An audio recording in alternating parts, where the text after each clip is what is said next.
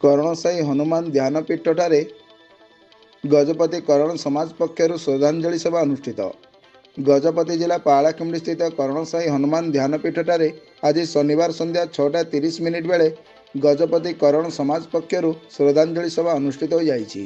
एही अवसर में अनुष्ठान उपसभापति श्री अमूल्य पात्रंक अध्यक्षतार कोषाध्यक्ष श्री हरिमोहन पट्टनायक, मातंगिनी गुरु नेत्रानंद पट्टनायक सह अन्य सदस्य माने उपस्थित रही स्वर्गीय प्रेमानंद पट्टनायक तैलचित्रଠାରେ प्रदीप प्रज्वलन करी श्रद्धांजलि ज्ञापन करथिले।